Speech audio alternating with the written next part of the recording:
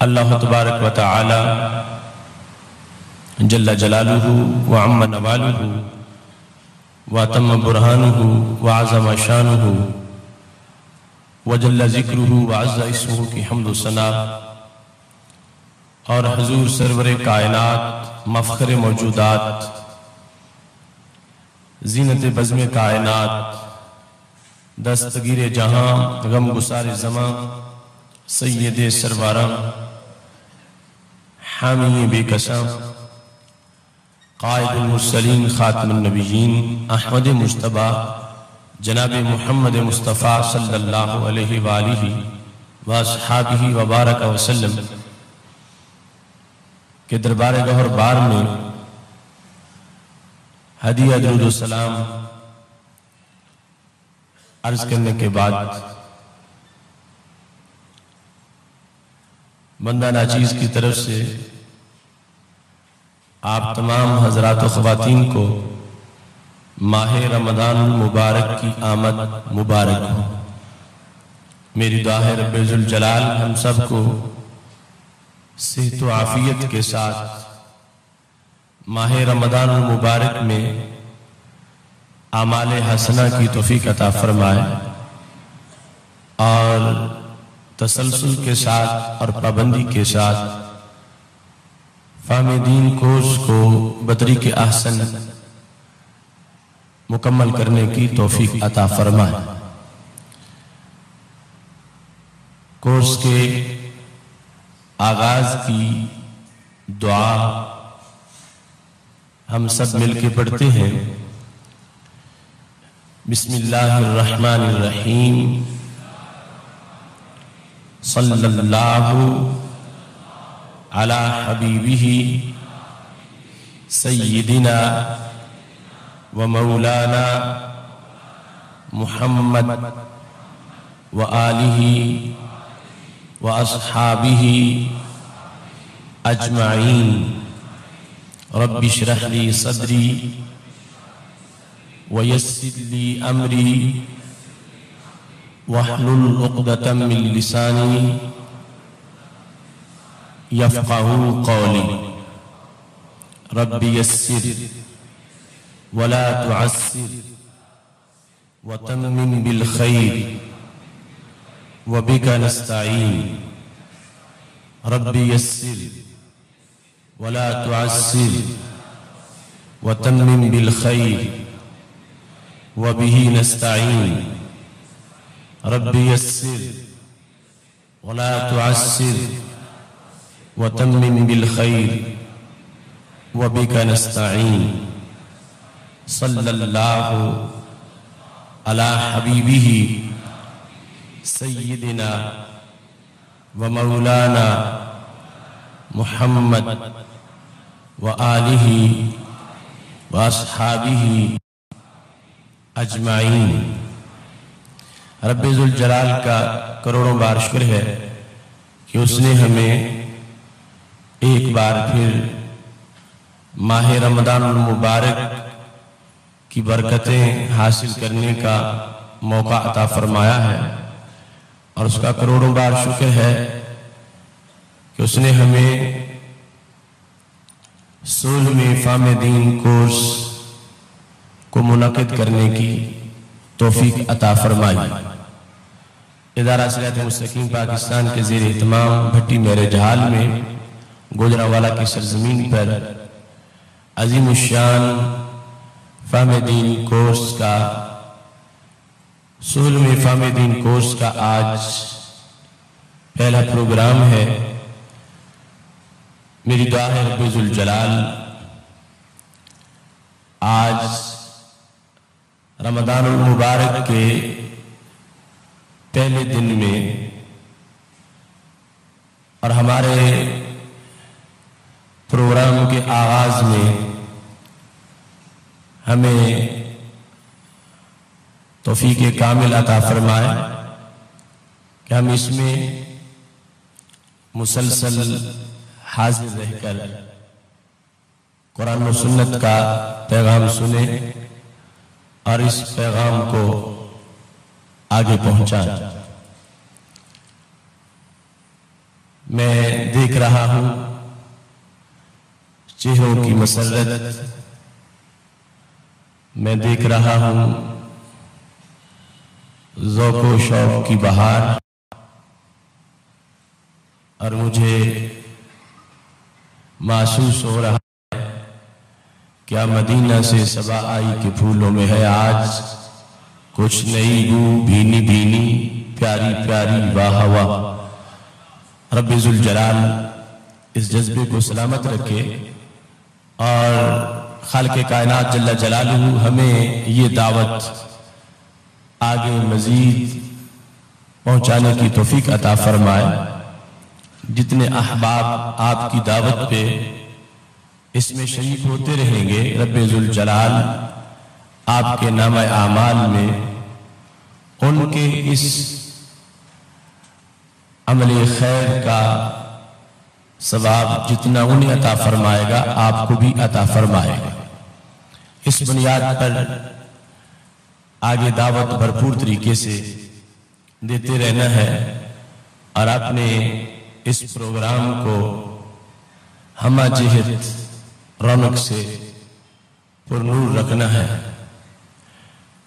آج کا موضوع نہایت ہی اہم موضوع ہے، لا الہ الا اللہ کے اسرار۔ لا الہ الا اللہ کلمہ توحید ہے، اس کے اسرار و رموز اور معارف یہ ہماری گفتگو کا موضوع ہے۔ تمام انبیاء کرام علیہ السلام کی دعوت کا اہم موضوع دعوت توحید ہے۔ ہر دور میں انبیاء کرام علیہ السلام نے توحید کے اسرار و رموز کو بیان کیا ہے، اور یہ امت جو امت توحید ہے، سید المرسلین حضرت محمد مصطفیٰ صلی اللہ علیہ وسلم کی نسبت سے اس نے اس قدر توحید کے عقیدہ کی ترویج کے لیے خدمات سر انجام دی ہیں کہ کوئی امت اس امت کے ہم پلہ نہیں ہو سکتی۔ یہی وجہ ہے کہ حشر کا وہ گزٹ جس میں کامیاب لوگوں کا تذکرہ کیا گیا، سید عالم نور مجسم شفیع معظم صلی اللہ علیہ وسلم نے اپنی نگاہ نبوت سے اسے پڑھ کے ہمارے سامنے بیان فرما دیا۔ اس سے پتہ چلتا ہے کہ رب ذوالجلال نے اس امت کو عقیدہ توحید کی ترویج اور عقیدہ توحید پر برقرار رہنے کے لحاظ سے کس قدر مسلسل اور جامع کوشش کی توفیق عطا فرمائی۔ سید المرسلین حضرت محمد مصطفیٰ صلی اللہ علیہ وسلم ارشاد فرماتے ہیں، فی الجنت 120 صفحہ، جنت میں کل 120 صفحے ہوں گی، 80 منہا من امتی، ان 120 صفحوں میں سے 80 صفحے میرے غلاموں کی ہوں گی۔ حضرت آدم علیہ السلام سے لے کر حضرت عیسیٰ علیہ السلام تک تمام انبیاء کرام علیہ السلام نے جو توحید کا سبق دیا اور اس کے جو اثرات مرتب ہوئے وہ بہت زیادہ ہے، اس سبق کی جو برکات ہے وہ بہت زیادہ ہے، لیکن ایک طرف انبیاء کرام علیہ السلام کی دعوت پر عقیدہ توحید قبول کرنے والوں لوگوں کی جو تعداد ہے وہ ساری امتیں اکٹھی کی جائیں تو وہ تعداد اتنی بنتی ہے کہ وہ جنت کی 40 صفحے بھریں گے اور 40 صفحے مکمل کریں گے۔ لیکن خالق کائنات جل جلالہ نے رسول اللہ صلی اللہ علیہ وسلم کی تبلیغ توحید کے جو اثرات مرتب کیے اور اس امت نے جو عقیدہ توحید کی خدمت کی، اس کا نتیجہ یہ ہے کہ جنت کی 80 صفحے رسول اللہ صلی اللہ علیہ وسلم کے غلاموں سے پر ہو جائے گی۔ تو پتہ چلتا ہے کہ اس امت توحید نے توحید کا اتنا کام کیا کہ جتنا کام تمام امتیں مل کے بھی نہیں کر سکیں، اور خالق کائنات جل جلالہ نے اس امت کو وہ لذت توحید دی اور اس امت کو وہ شوق توحید دیا اور اس امت کو وہ ذوق توحید عطا فرمایا کہ اگرچہ سید المرسلین حضرت محمد مصطفیٰ صلی اللہ علیہ وسلم اس دنیا سے تشریف لے جا چکی ہیں، مگر آپ کا جو چمک کا سلسلہ ہے آج بھی جو سینوں کو چمکاتا ہے اور آپ کی تبلیغ کے جو اثرات ہیں اور گنبد خضرا میں آپ کی جو امت کی طرف توجہ ہے اس کی نتیجہ میں آج بھی اس امت کا کار توحید یقیناً پہلی تمام امتوں کے مقابلے میں بے مثال بھی ہے اور لازوال بھی ہے۔ رب ذوالجلال نے اس امت کو اس قدر توحید کی محبت عطا فرمائی، آج اسی عقیدہ توحید اور لا الہ الا اللہ کے اسرار کے لحاظ سے ہم فہم دین کورس میں اپنے افتتاحی سیشن میں عقیدہ توحید اور اسرار لا الہ الا اللہ کو بیان کرتے ہوئے امت کا وہ بہترین فریضہ سر انجام دے رہے ہیں جو اس امت کی شان کے پیش نظر قیامت تک کے لیے اس کے ذمے لگا دیا گیا۔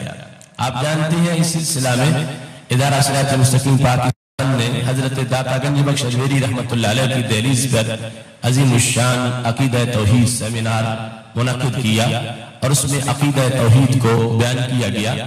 آج کی گفتگو جو ہے وہ لا الہ الا اللہ کے اسرار و رموز کے لحاظ سے ہے اور وقت کی مناسبت سے صرف چند باتیں ہی عرض کی جا سکیں گی اور یہ ایک پیغام ہے جسے ہم نے مل جل کر آگے بہتی دنیا تک پہنچانا ہے۔ آج کے اس پروگرام کے افتتاح کے موقع پر میں ان تمام سامعین اور ناظرین کا بھی شکریہ ادا کرتا ہوں اور انہیں بھی ہدیہ تبریک پیش کرتا ہوں جو بذریعہ انٹرنیٹ پوری دنیا میں ہمارے اس پروگرام میں ہمارے ساتھ شریک ہیں۔ رب ذوالجلال ان کا یہ عمل بھی اپنے دربار میں قبول فرمائے۔ لا الہ الا اللہ اس کے تقریباً اس کلمہ توحید کے 24 نام ہیں جو قرآن و سنت کی متعدد نصوص سے جن کو اخذ کیا گیا ہے۔ وہ 24 نام اگر ذہن میں رکھے جائیں اور ان کے معنی کو سمجھا جائے تو اس سے اندازہ ہوگا کہ رب ذوالجلال نے لا الہ الا اللہ میں کتنی چاشنی رکھی ہے، کتنے معارف رکھے ہیں اور کتنے اسرار و رموز ہیں جن سے اس کلمہ حکمت کو لبریز کیا گیا۔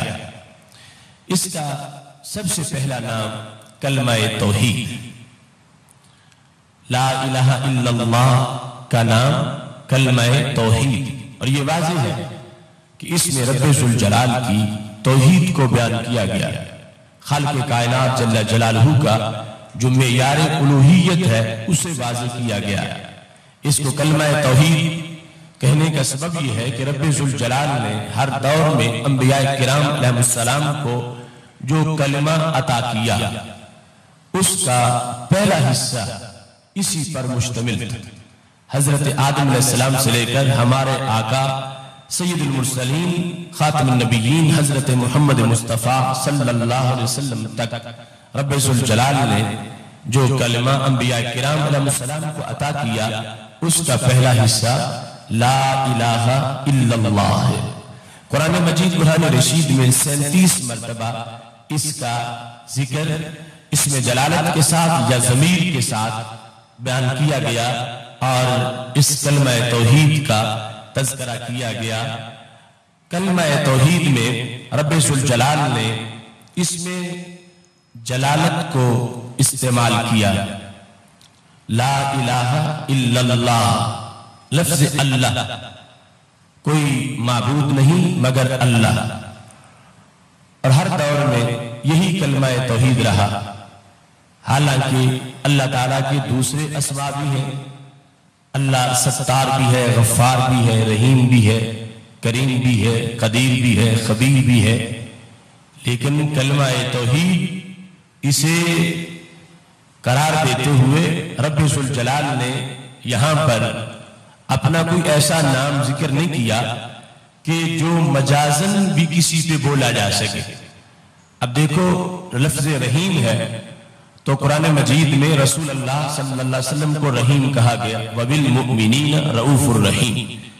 تو اگر لفظ رحیم کلمہ توحید میں استعمال کیا جاتا تو معیار الوہیت کامل طریقے سے بیان نہ ہوتا، چونکہ جو الہ ہے، جو الوہیت ہے، جو معیار الوہیت ہے، وہ نہ عطائی ہو سکتا ہے اور نہ ہی مجازی ہو سکتا ہے.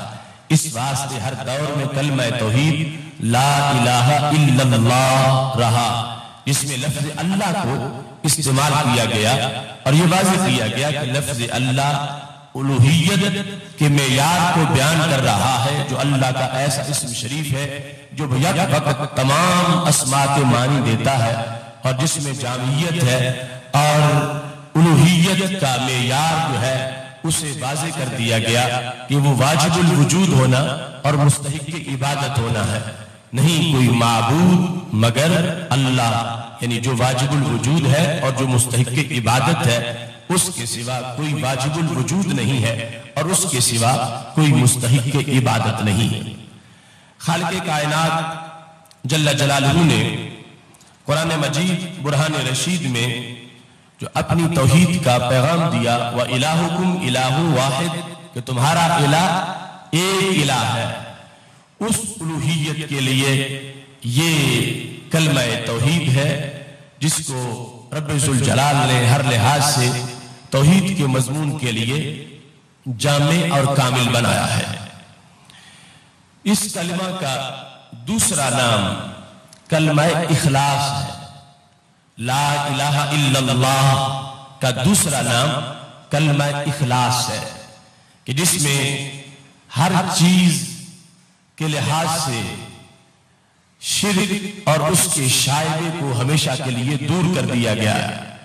کلمہ اخلاص وہ کلمہ ہے کہ جس کی بنیاد پر شرک کی جڑیں کاٹ دی گئیں اور یہ واضح کر دیا گیا کہ یہ خالص رب کے لیے ہے، الوہیت کسی اور کے لیے نہیں ہے. اور الوہیت کا جو معیار ہے وہ نہ مجازی ہو سکتا ہے اور نہ عطائی ہو سکتا ہے. ایک لمحہ کے لیے بھی رب کے سوا اگر اسے مجازن بھی کسی میں مانا جائے گا تو اخلاص باقی نہیں رہے گا، پھر شرکت آ جائے گی، مشارکت ہو جائے گی. جبکہ توحید کا عقیدہ اخلاص چاہتا ہے، تو اس بنیاد پر لا الہ الا اللہ کو کلمہ اخلاص بھی کہا جاتا ہے، کہ جس کو مان لینے سے، جس پر ایمان لے آنے سے ہر قسم کی جو شرکت ہے غیر کی وہ ختم ہو جاتی ہے اور ہر شرک سے انسان کا عقیدہ محفوظ ہو جاتا ہے. تیسرے نمبر پر اس کلمہ کا نام کلمہ احسان ہے.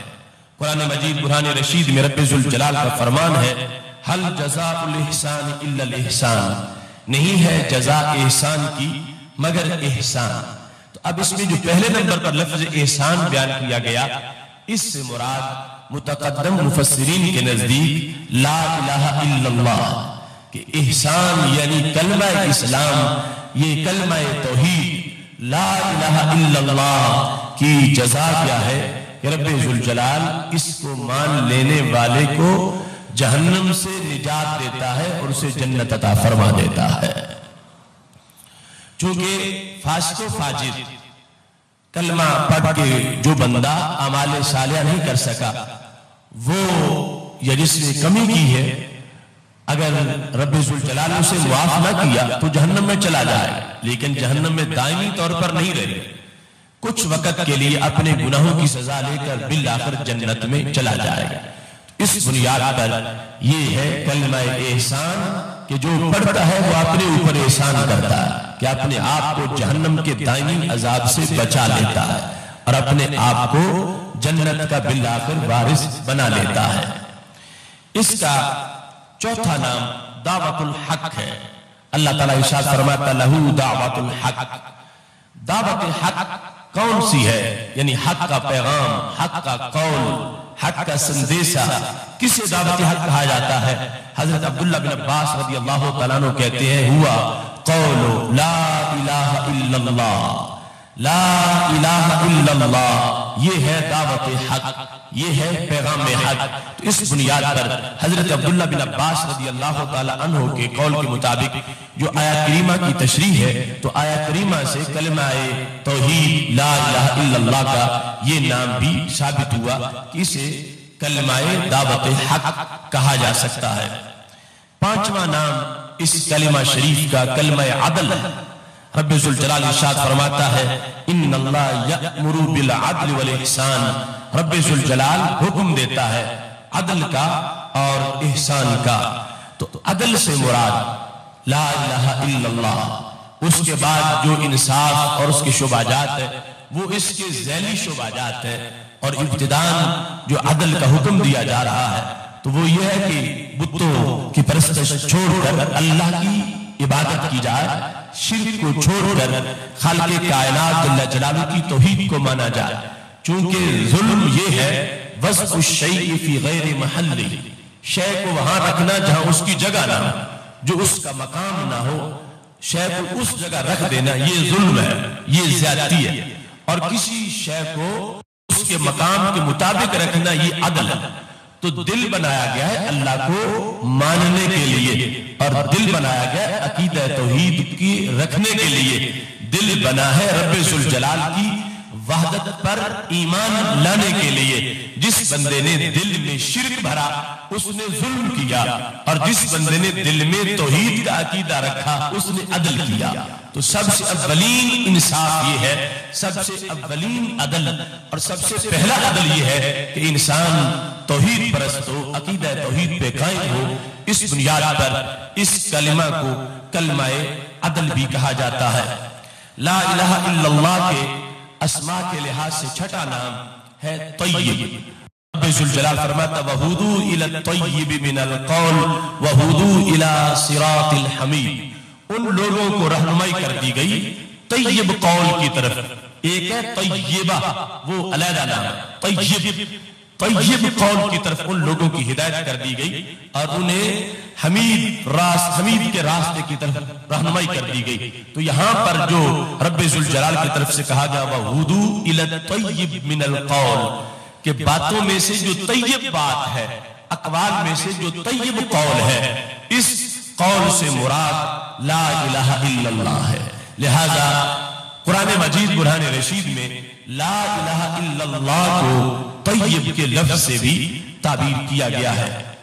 ایسے ہی خالق کائنات جل جلالہ نے اس مقدس کلمہ کے جو اسماء بیان کیے ہیں ان میں سے ساتواں نام ہے کلمہ طیبہ۔ ہمارے عرف میں یہ کلمہ طیبہ کے نام سے، اس لقب سے اس کلمہ کو زیادہ پہچانا جاتا ہے۔ تو یہ ساتواں نام ہے کلمہ طیبہ۔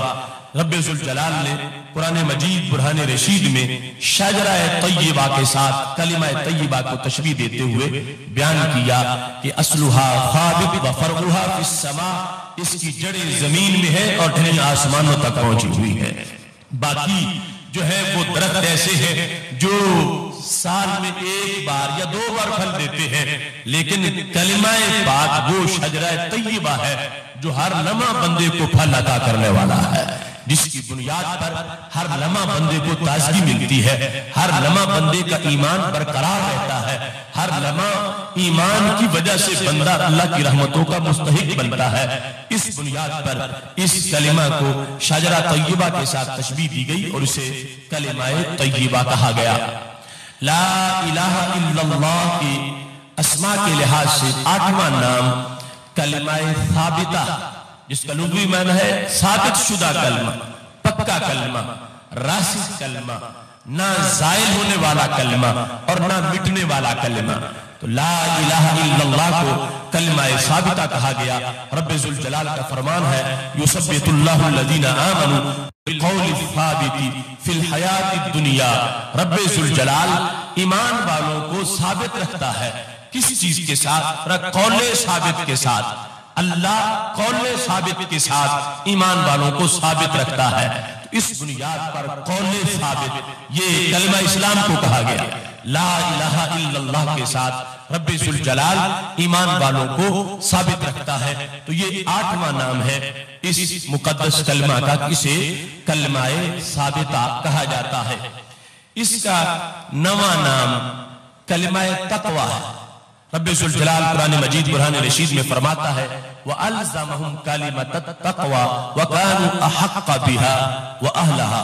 رب ذوالجلال نے ان کو لازم کر دیا تقویٰ کا کلمہ، اور وہ اس کے حق تھے، اس کے اہل تھے۔ اب دیکھو یہاں پر خالق کائنات جل جلالہ نے اس کلمہ کو کلمہ تقویٰ کہا۔ اگر ایک نام پر گھنٹوں بحث کرے تو وہ تھوڑی ہے، لیکن اس وقت صرف اس کا مختصر سا انٹروڈکشن مقصود ہے۔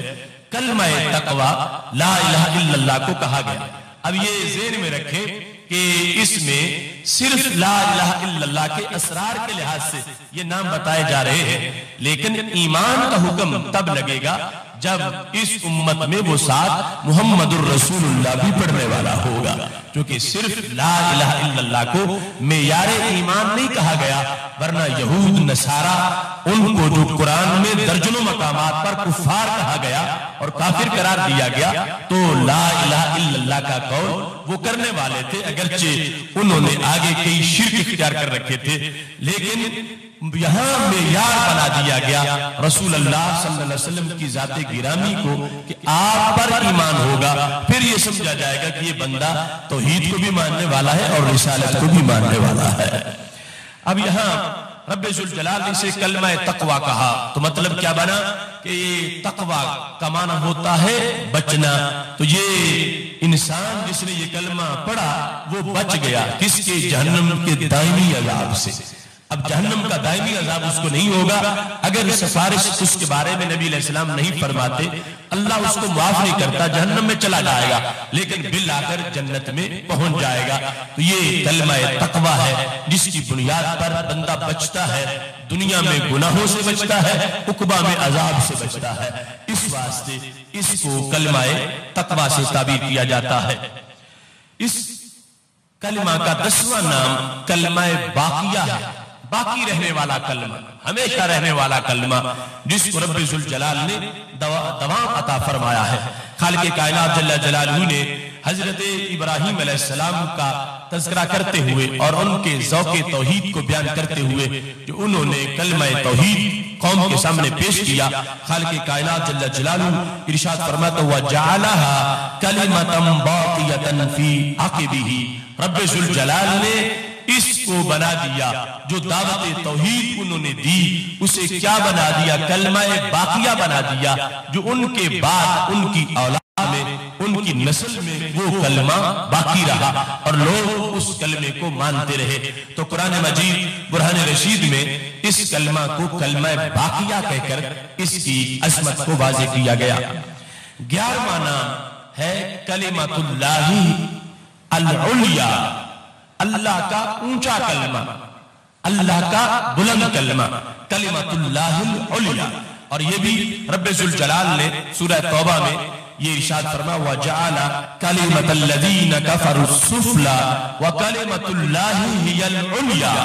رب ذوالجلال نے غزوہ کا ذکر فرمایا کہ خالق کائنات جل جلالہ نے کافروں کا جو کلمہ تھا اسے دبا دیا ہے، اسے سرنگوں کر دیا ہے، اسے جھکا دیا ہے۔ وَكَلِمَةُ اللَّهِ، اور جو اللہ کا کلمہ ہے هِيَ الْعُلْيَا، وہی اونچا ہے، وہی سرفراز ہے، اور اسی کلمہ کو بلندی ملی ہے۔ اور وہ کلمہ العلیٰ کیا ہے؟ لا الہ الا اللہ۔ اب دیکھو اس کے اسرار و رموز کے لحاظ کتنی عظمتیں اس چیز ناموں سے پہچانی جاتی ہے، القاب سے پہچانی جاتی ہے۔ لا الہ الا اللہ جو کلمہ توحید ہے، اس کے اسرار و رموز کو سمجھنے کے لیے یہ سمجھے کہ جب معنی کے اندر کثرت ہے تو پھر کثیر ناموں سے اس چیز کو تعبیر کیا جاتا ہے۔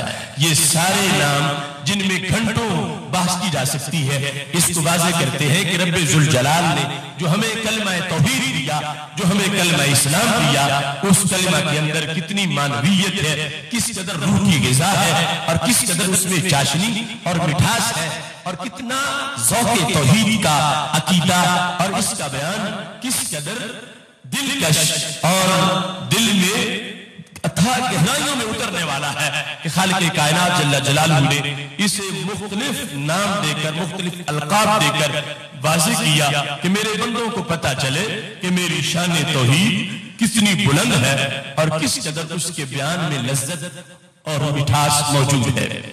خالق کائنات جل جلالہ نے کلمہ توحید کو جو اسماء دیے ہیں، ان اسماء کے لحاظ سے رب ذوالجلال نے 12واں نام یعنی جو نصوص سے ہمیں میسر آ سکتا قرآن و سنت کو پڑھنے سے، تو اس کا 12واں نام ہے المثل الاعلی، اچھا وصف اور بلند قسم کی بات۔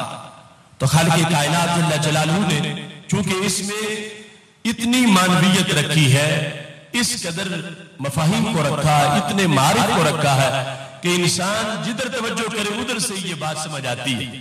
ففی کل ذرہ لہو شاہد یدل علی انہ واحد، ہر ذرہ میں ایک دلیل موجود ہے جو ہمیں سمجھاتی ہے کہ خدا ایک ہے۔ آفات میں پھیلے گی تب تک نہ مہک تیری، گھر گھر لیے پھرتی ہے پیغام سبا تیرا، چونکہ ہر طرف سے یہ بات سمجھی جاتی ہے، اور اسے سمجھنے کے لیے ہمارے پاس ہر طرف ایسے شواہد موجود ہیں۔ کچھ آنکھ دیکھتی ہے اور جب وہ چشم بینا مزید واہ ہو جاتی ہے تو پھر یہ مقام ہوتا ہے ما رأیت شیئا الا رأیت اللہ، بعد میں جو شے بھی دیکھتا ہوں اس کو دیکھ کے مجھے خدا کا پتہ چل جاتا ہے۔ اور اس سے بڑا مقام بھی صوفیاء کا ہوتا ہے، وہ کہتے ہیں ما رأیت شیئا الا رأیت اللہ قبل، میں جس شے کو دیکھتا ہوں شے بعد میں نظر آتی ہے، اللہ کی توحید کا پتہ وہاں سے پہلے چلتا ہے۔ رب ذوالجلال کی توحید کے اس کلمے کا نام کلمہ سوا ہے، 13واں نام۔ رب ذوالجلال نے دعوت دی اہل کتاب کو، تعالوا الی کلمۃ سواء بیننا و بینکم، آ جاؤ اس کلمہ کی طرف جو ہمارے اور تمہارے درمیان مشترک ہے، اس کلمہ کی طرف آ جاؤ اور اس کے تقاضے پورے کرو اور اس کی جو معنویت ہے اسے تسلیم کرو۔ اس بنیاد پر یہود و نصارہ کو دعوت دی گئی، اور جب اس کلمہ کی طرف آئیں گے، اس کی معنویت کو سمجھیں گے، تو پھر وہ جو ان کی خود ساختہ نظریات ہیں ان سب سے بری ہو کر دامن توحید میں اور دامن اسلام میں آباد ہوں گے۔ 14ویں نمبر پر اس کا نام کلمہ نجات ہے، اور یہ واضح ہے کہ یہ کلمہ بندے کو نجات دیتا ہے، دنیا میں ہلاکتوں سے نجات دیتا ہے، رسوائیوں سے نجات دیتا ہے، اور عقبہ میں عذاب اور جہنم سے اس کو نجات دینے والا ہے۔ خالق کائنات جل جلالہ کے قرآن مجید کی متعدد آیات اس بارے میں موجود ہے، اور متعدد احادیث ابھی تھوڑی دیر بعد ان کا تذکرہ ہوگا جو اس معنی کو واضح کر رہی ہیں۔ 15واں نام اس کلمہ کا عہد ہے، یہ جو تم لفظ عہد بولتے ہو، عہد وفا، عہد اس کا ایک نام ہے، اور خالق کائنات جل جلالہ کا فرمان ہے لا یملکون الشفاعۃ الا من اتخذ عند الرحمن عہدا، کوئی مالک نہیں شفاعت کا، کوئی شفاعت نہیں کر سکے گا کسی کی مگر وہ کر سکے گا کہ جس نے رب کے پاس عہد پکڑا ہے، جس نے عہد پکڑا ہے۔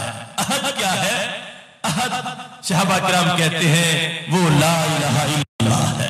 تو مطلب بنا دو طرح کا، ایک تو یہ ہے کہ سفارش ہر ایک کی نہیں ہوگی، کفار کی سفارش نہیں ہوگی، مشرک کی سفارش نہیں ہوگی، سفارش اس کی ہوگی جس نے کلمہ پڑھا ہوا ہے۔ کبھی بھی کافر و مشرک کے بارے میں سفارش نہیں کی جائے گی، اور پھر سفارش کرنے والا کافر و مشرک نہیں ہو سکتا، سفارش کرنے والا کوئی بت اور طاغوت نہیں ہو سکتا۔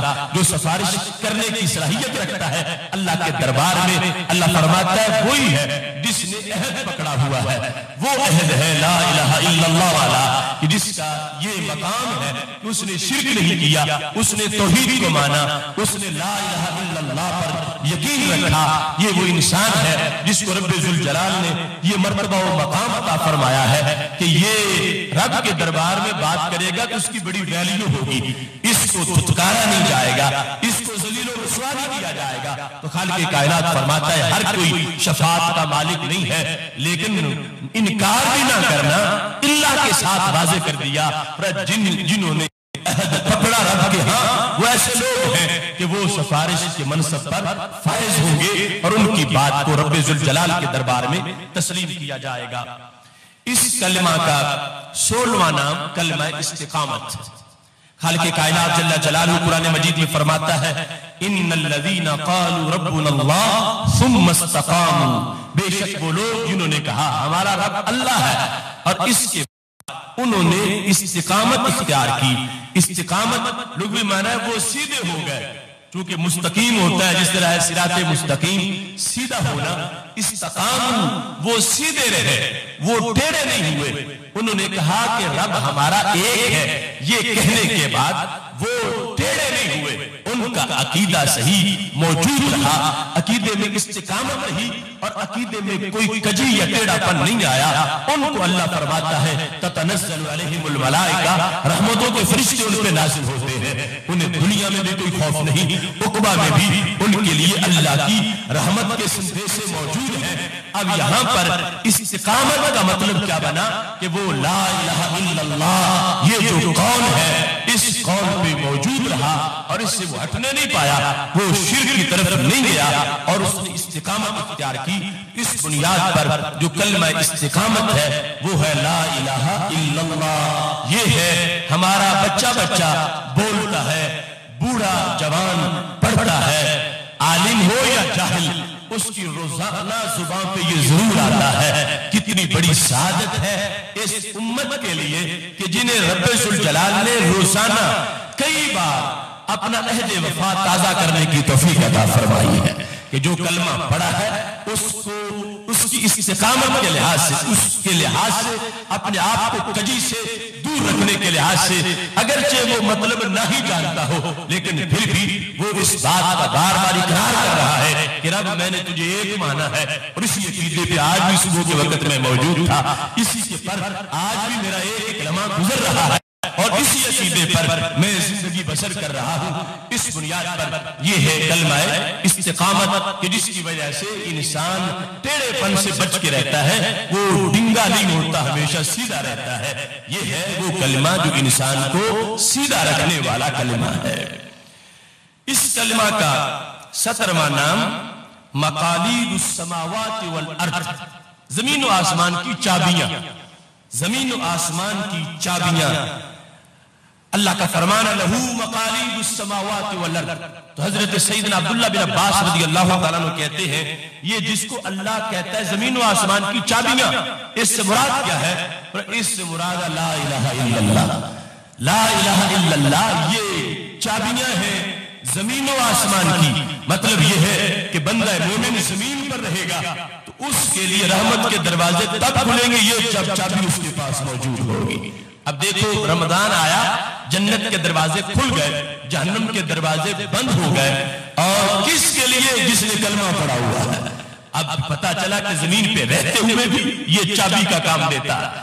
یہ چابیاں، اس کو چابی قرار دیا گیا، اور پھر جب حشر بپا ہوگا تو یہ کلمہ ہے کہ جس کی وجہ سے جنت کا دروازہ کھلے گا اور رب ذوالجلال ہمیں اپنے فضل سے جنت عطا فرمائے گا۔ اس بنیاد پر حضرت عبداللہ بن عباس رضی اللہ تعالی عنہ کہتے ہیں کہ اس کا نام ہے مقالید السماوات والارض۔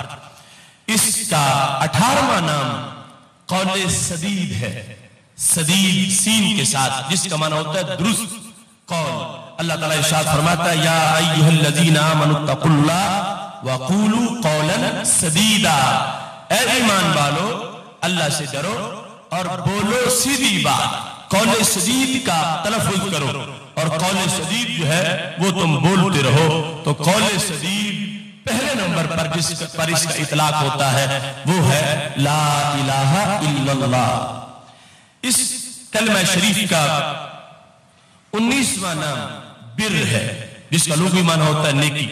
رب ذوالجلال ارشاد فرماتا ہے لیس البر ان تولوا وجوہکم قبل المشرق والمغرب ولکن البر من آمن باللہ، فرمایا یہ نیکی نہیں ہے کہ تم مشرق اور مغرب کی طرف منہ پھیرو۔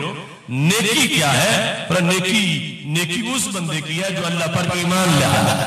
تو اب یہاں پر بر کا اطلاق اس پہ کیا گیا، لا الہ الا اللہ یہ کلمہ بر ہے۔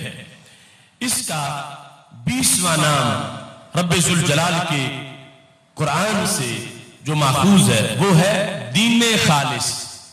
یہ کلمہ لا الہ الا اللہ، یہ اتنے الفاظ، یہ دین خالص ہے. الا للہ الدین الخالص، یہ دین خالص ہے کہ جس میں ہر قسم کی ملاوٹ کی نفی کی گئی. مطلب کیا بنا؟ عقیدہ کے لحاظ سے بھی، عمل کے لحاظ سے بھی. عقیدہ میں اخلاص کیا ہے کہ شرک نہ ہو. عمل میں اخلاص کیا ہے کہ ریا نہ ہو. عمل میں اخلاص یہ ہے کہ اس میں رواج نہ ہو، اس میں رسم نہ ہو، اس میں بدعت نہ ہو. یہ عمل کے اندر اخلاص ہے. تو لا الہ الا اللہ پڑھنے کا جو تقاضا ادا ہوا تو وہ دین خالص کے لحاظ سے ہو سکتا ہے کہ جس میں بندے کا عقیدہ بھی صحیح ہو، عمل بھی صحیح ہو. عقیدے میں کسی طرح شرک نہ ہو، عمل میں کسی طرح ریا نہ ہو، اور پھر عمل اسوہ حسنہ کے مطابق ہو، اور اس عمل کے اندر کسی رسم و رواج کی کوئی ملاوٹ نہ ہو. اس بنیاد پر اس کو دین خالص کے ساتھ تعبیر کیا جاتا ہے. اس کا 21واں نام صراط ہے.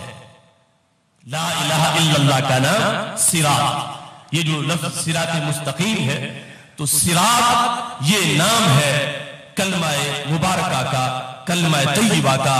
سید عالم نور مجسم شفیع معظم صلی اللہ علیہ وسلم سے حکایت کرتے ہوئے رب ذوالجلال نے یہ ارشاد فرمایا ہے ان ھذا صراطی مستقیما، یہ میرا سیدھا راستہ ہے. اب صراطی مستقیما، اس میں صراط لا الہ الا اللہ کو کہا گیا کہ تم اس کی طرف آؤ جو کہ سیدھا پیغام ہے. اور اللہ تعالیٰ نے فرمایا وَإِنَّكَ لَتَهْدِي إِلَىٰ صِرَاطٍ مُسْتَقِيمٍ. اے میرے نبی صلی اللہ علیہ وسلم تم دعوت دیتے ہو کس طرف؟ سیدھے کلمے کی طرف، سیدھے کلمے کی طرف، مستقیم کلمے کی طرف، اور نجات والے کلمے کی طرف. اس بنیاد پر اس کو صراط سے بھی تعبیر کیا جاتا ہے. 22واں نام کلمہ حق ہے.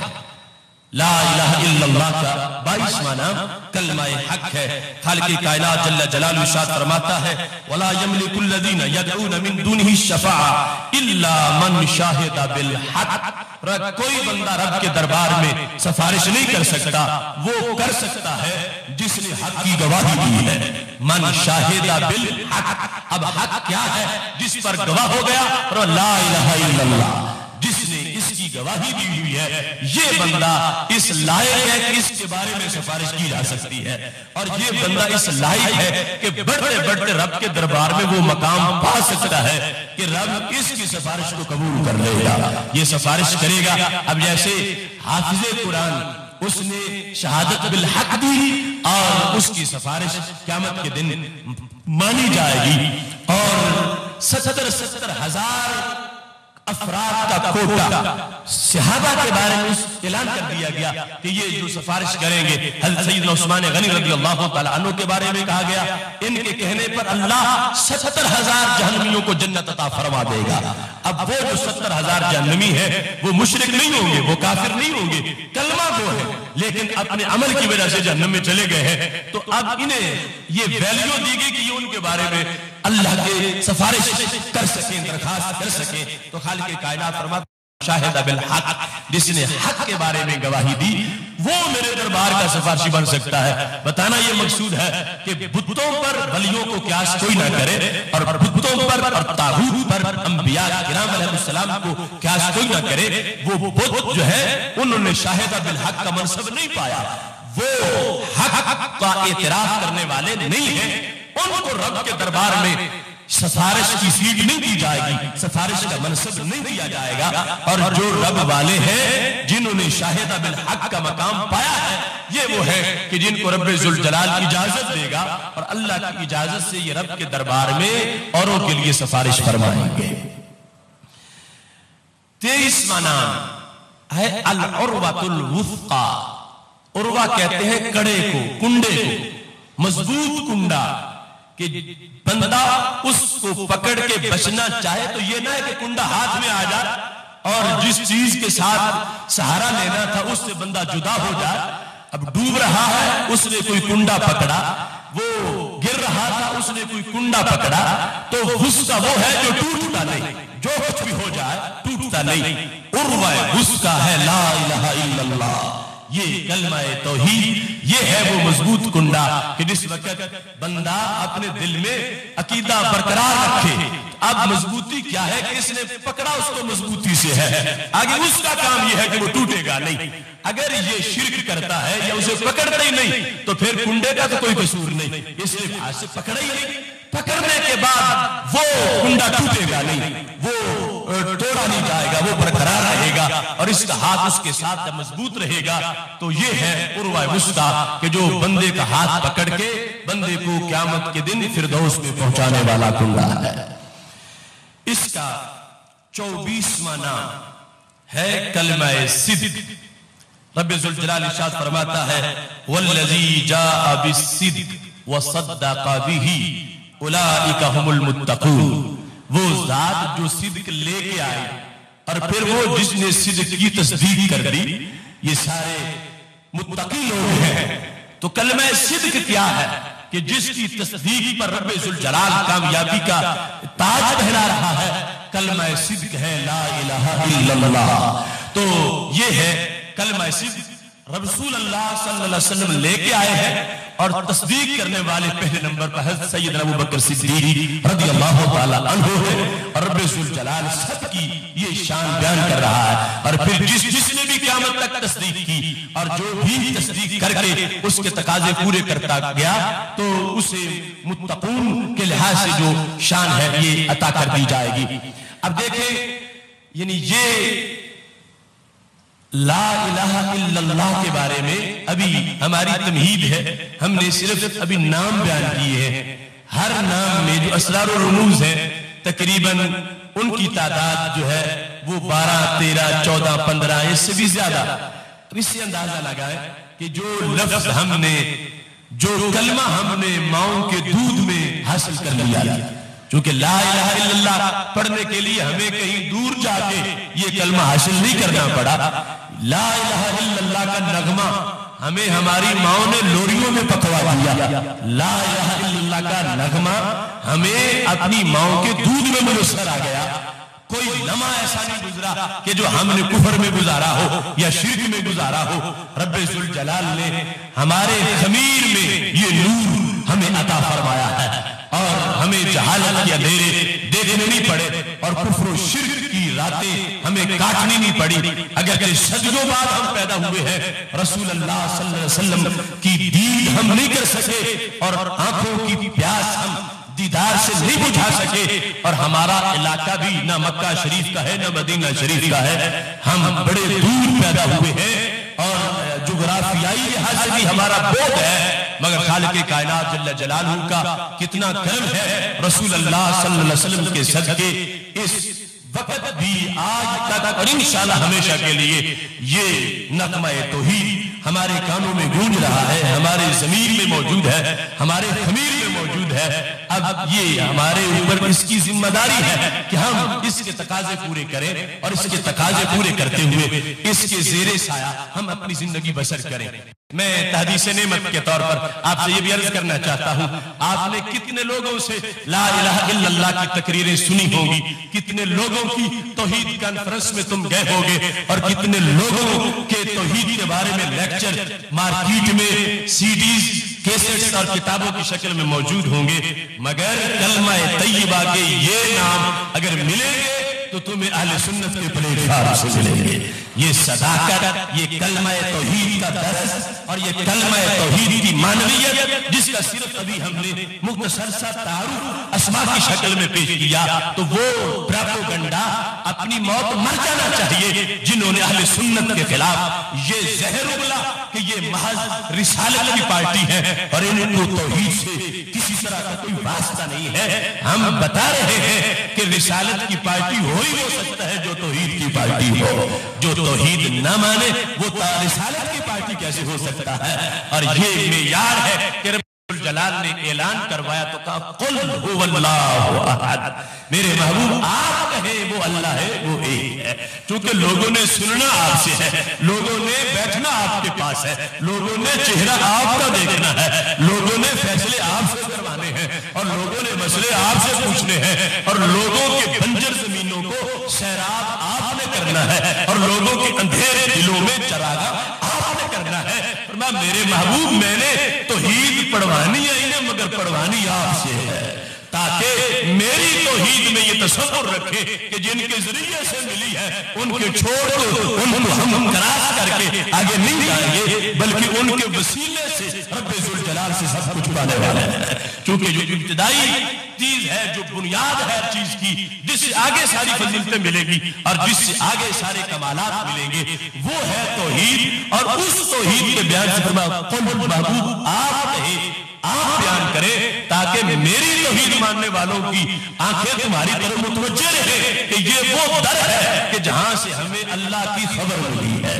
اللہ کا پتہ چلا ہے اور رب ذوالجلال کی توحید کا ہمیں اس در سے یقین ہوا ہے اس واسطے رب ذوالجلال نے فرمایا یا ایھا النبی انا ارسلناک شاہدا اے نبی ہم نے تجھے گواہ بنایا ہے مقام ہے خاص اور لفظ ہے بظاہر عام گواہ تو ہر بندہ ہی ہے کوئی ایسا نہیں جو دنیا میں پیدا ہو اور گواہ نہ ہو اور بات ان کی ہے کہ جن کی مثل کوئی نہیں اور وہ منفرد ہے اس مقام پر تو شاہد کہنے کا مطلب کیا بنا دوسرے لوگ اور چیزوں کے گواہ ہوتے ہیں محبوب ہماری وہ گواہیاں تو اپنی جگہ رہ گئی ہم جو تجھے کہہ رہے ہیں کہ تمہیں گواہ بنایا اس کا مطلب یہ تجھے اپنی توحید کا گواہ بنایا میں ایک ہوں میرے ایک ہونے کے گواہ تم ہو جب دنیا پوچھے گی خدا ایک ہے تو دلیل کیا ہے تو محبوب انہیں کہنا چہرہ میرا دیکھتے ہو پھر بھی دلیل پوچھتے ہو یہ چہرہ چمکتا رب کے ایک ہونے کی دلیل ہے اس بنیاد پر رب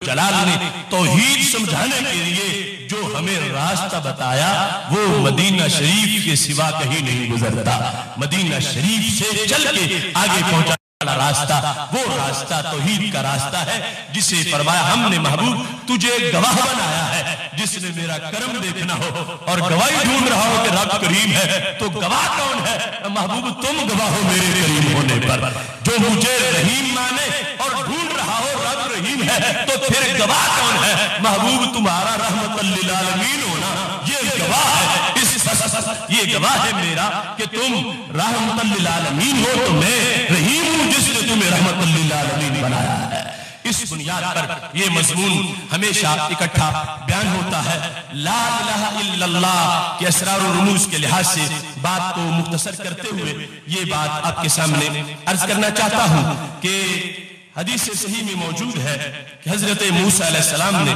رب ذوالجلال سے عرض کیا تھا ہمارے آقا صلی اللہ علیہ وسلم نے حضرت موسیٰ علیہ السلام کا قول اپنی حدیث میں صحابہ کے سامنے پیش کیا حضرت ابو سعید خدری رضی اللہ تعالی عنہ اس کی روایت کرتے ہیں فرمایا کہ حضرت موسیٰ علیہ السلام نے یہ کہا ہمارے آقا صلی اللہ علیہ وسلم صحابہ کے سامنے حضرت موسیٰ علیہ السلام کا تذکرہ کر کے کہتے ہیں کہ موسیٰ علیہ السلام جب رب سے ہم کلام ہوئے تو حضرت موسیٰ علیہ السلام نے کہا یا رب علمنی شیئا اذکر کا بھی آپ مجھے کوئی ایسا وظیفہ بتائیں کہ جو میں پڑھوں اور تمہارا ذکر کروں یعنی بڑا خاص مقام تھا طور پہ رب سے ہم کلام تھے فرمایا ایک میں اپنی طرف سے ذکر کروں تیرا ایک تو بتائے کہ اس طرح مجھے یاد کرو علمنی مجھے تعلیم دے میرے رب ایسی شے کا ایسا جملہ بتا ایسی کوئی عبارت بتا کہ جو میں پڑھوں اور اس کے ذریعے سے میں تمہارا ذکر کروں اب خالق کائنات جل جلالہ نے کیا جواب دیا فرمایا یا موسیٰ قل لا الہ الا اللہ موسیٰ تم پوچھتے ہو کہ میں تجھے یاد کرنا چاہتا ہوں اور مجھے بتا میں کیسے یاد کروں تو رب ذوالجلال نے کہا میرے موسیٰ تم ایسے یاد کرو کہو لا الہ الا اللہ اب دیکھو نا یہ ہے آج اس مشن کو اگر زندہ رکھا ہے تو صوفیاء نے زندہ رکھا ہے اہل سنت نے زندہ رکھا ہے یہ لا الہ الا اللہ کی جو ضربیں ہیں جو حلقوں میں بیٹھ کر منبر و محراب پہ ہر جگہ تذکرہ ہوتا ہے اور اس کے بارے میں بھی لوگ لٹریچر چھاپتے ہیں کہ یہ کیا ذکر ہے یہ کیا ہو رہا ہے اس کی ضرورت کیا ہے اب حضرت موسیٰ علیہ السلام رب سے پوچھتے ہیں شرح السنہ میں بھی حدیث شریف موجود ہے مشکاۃ شریف میں بھی موجود ہے کہ رب ذوالجلال سے جب پوچھا کہ رب بتا تیرا ذکر کیسے کروں تو خالق کائنات نے کہا قل لا الہ الا اللہ تم یہ پڑھ کے لا الہ الا اللہ پڑھ کے میرا ذکر کرو حضرت موسیٰ علیہ السلام کہنے لگے اے اللہ کلو عبادک یقول ھذا، میں تو علیحدہ وظیفہ پوچھنا چاہتا تھا، یہ تو تیرے سارے بندوں کو آتا ہے، سارے بندے ہی تیرے یہ تو پڑھتے ہیں، اور میں تیرا کلیم ہوں، تجھ سے ہم کلام ہوں، میں کوئی خاص چیز لینا چاہتا ہوں، اور یہ وظیفہ تو تیرے سارے بندے کرتے ہیں جو تجھے ماننے والے ہیں، میں خاص وظیفہ اور خاص کوئی عبارت مجھے عطا کر دو۔ تو اس پر رب ذوالجلال نے کہا میرے موسیٰ سن لو، یہ خاص کا وظیفہ ہے اور یہی عام کا وظیفہ، تم یہ کہہ کہ چونکہ دوسرے بھی پڑھتے ہیں مجھے کچھ اور ہو، فرمایا نہیں، میرے موسیٰ سنو، لو ان اہل السماوات السبع وعامرہن غیری والارضین السبع وضعنا فی کفہ، فرا سنو میرے موسیٰ، اگر 7 آسمان اور جو کچھ ان میں ہے سوائے میرے اور 7 زمینیں، یعنی سب کچھ پوری کائنات ترازو کے ایک پلڑے میں رکھ دی جائے اور دوسرے پلڑے میں لا الہ الا اللہ رکھا جائے تو کیا ہوگا؟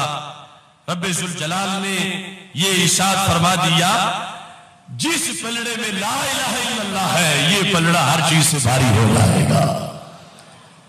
اب خالق کائنات جل جلالہ اپنے کلیم کو سمجھا رہا کہ یہ تم کہتے ہو سب پڑھتے ہیں اور خواص کا کوئی اور ہونا چاہیے، یہی عام و خاص کا سب کا وظیفہ ہے، اور اسے معمولی نہ جاننا، اتنا بڑا وظیفہ ہے۔ اب اس میں کیا کچھ آ گیا، کتنے تذکرے آ گئے، کتنی چیزیں آ گئیں، وہ ساری ایک پلڑے میں ہو۔ اگر ان میں سے کسی ایک کا نام لے کر حدیث کا تعارف بیان کروں تو عقل دنگ رہ جائے۔ عرش کی وسعتیں کون پیمائش کر سکتا ہے، ان کی لوح اور قلم کی وسعتیں کتنی زیادہ ہے۔ یہ سب کچھ وہ ہے جو سماوات کے ساتھ ان کو اٹیچ کر دیا گیا۔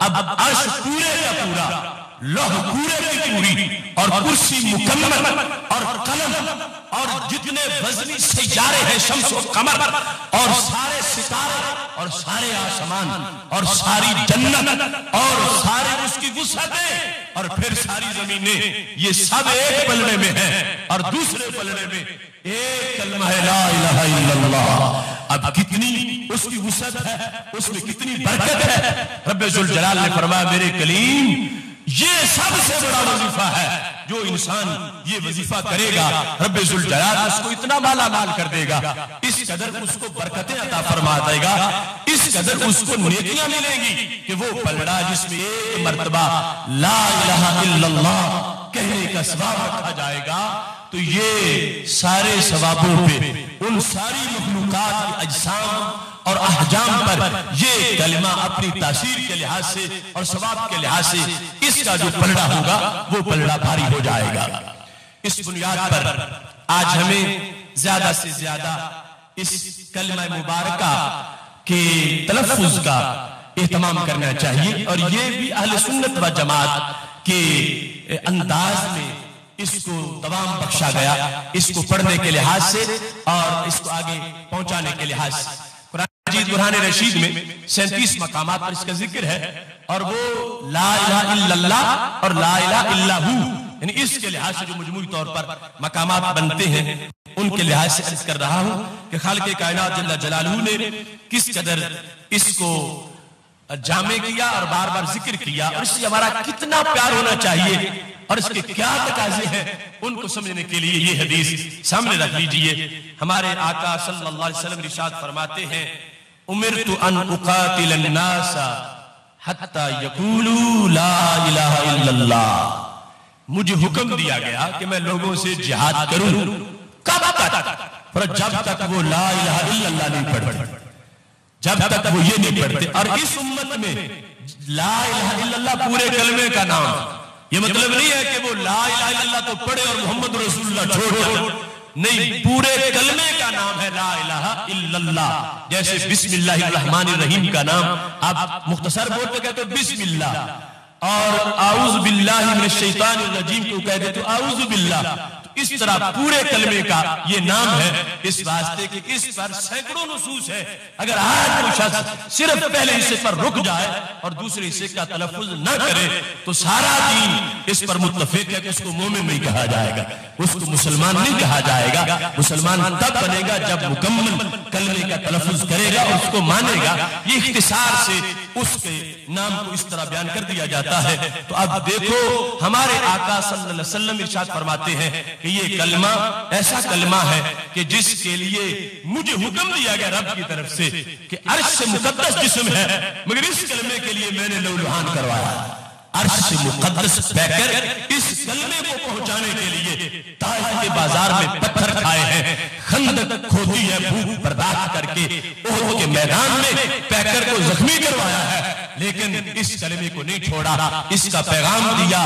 आफात, मसाइब, तूफान और बड़ी बड़ी चट्टानें रस्ते में वो आई हैं, मगर हमारे आका सल्लल्लाहु अलैहि वसल्लम ने हर एक चीज का सब्र और इस्तिकामत के साथ मुकाबला किया है और अपनी मंजिल की तरफ आप बढ़े हैं। और आज तक उम्मत तौहीद इसी कलमा पर मौजूद है और इसी कलमा के लिहाज से आगे इस उम्मत की अजमत है।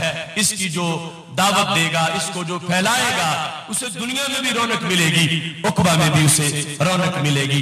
यजीद बिन हारून एक बहुत बड़े सूफी बुजुर्ग और बहुत बड़े मुदर्रिस थे उलूम दीनिया के। जब उनका विशाल हो गया, उन्हें ख्वाब में किसी ने देखा। इमाम सयूती रहमतुल्लाह अलैह ने इसको अपने फतावा में अलहावी के अंदर जिक्र किया है।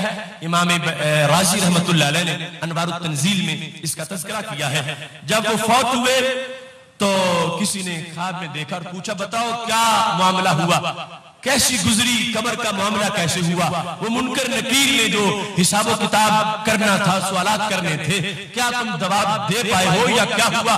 तो हजरत यजीद बिन हारून कहने लगे, दूसरी जगह बिन रूमान है, कहते हैं कि जब मेरे पास मुनकर नकीर आए, इमाम सयूती ने जो लिखा उसमें है, वो कहते हैं मैंने यजीद बिन हारून के लिहाज से, यजीद बिन रोमान के लिहाज से, वो कहते हैं अखज़्तु बिलिहियति अलबैदा, मैंने फरिश्तों के सामने अपनी सफेद दाढ़ी पकड़ी अपने हाथ में, तो मैंने कहा मुझसे तुम पूछते हो जिसने 80 साल लोगों को दर्से तौहीद दिया है और दर्से रिसालत दिया है।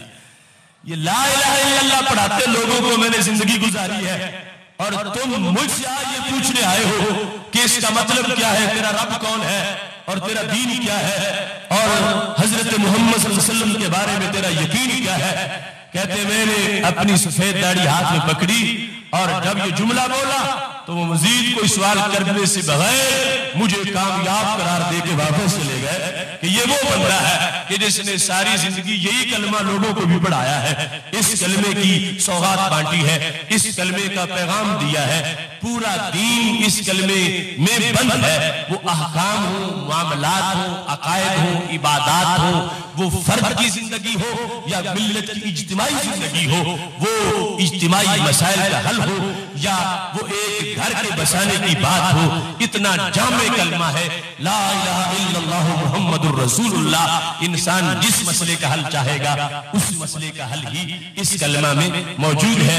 ये हमारे लिए लाजिम है हम इसका विर्द भी करें, इसका माना भी जाने और इसके मुताबिक फिर अपनी जिंदगी बसर करें और अपने आमाल से ये साबित करें कि हम कलमा इस्लाम की किस कदर पासबानी करने वाले हैं।